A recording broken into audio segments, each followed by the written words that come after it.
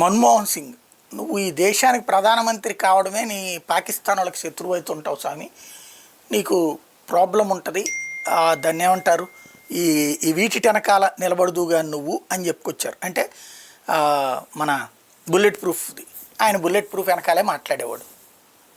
అదే నరేంద్ర మోడీని, అయ్యా నీ మీద చాలా శత్రుత్వం ఉంది, నీ సంగతి తెలుస్తానికి వాళ్ళు సిద్ధంగా ఉన్నారు, నువ్వు బుల్లెట్ ప్రూఫ్ అంటే అది తీపిచ్చేసి, ఆ గ్లాస్ తీపిచ్చేసి మరీ ఉపన్యాసం ఇచ్చారు. గత 11 సంవత్సరాల్లో ప్రధానమంత్రి అయ్యాక ఇన్నిసార్లు ఎగరేసిన జెండాలో ఆగస్టు 15కి ఏ రోజున కూడా బుల్లెట్ ప్రూఫ్కి సంబంధించినటువంటి గ్లాస్ లేకుండానే ఉపన్యాసం ఇచ్చాడు. అది నరేంద్ర మోడీ సత్తా.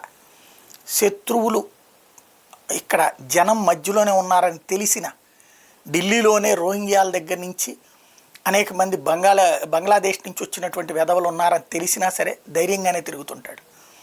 అదే పాకిస్తాన్ ప్రధానమంత్రి షాబాజ్ షరీఫ్ నిన్న మిస్సైల్ అటాక్, నిన్న drone attack, air force attack చేస్తే అర్జెంటుగా భయపడి పారిపోయి అక్కడ సైన్యం చెప్పిందని బంకర్లో తలదాచుకున్నాడు.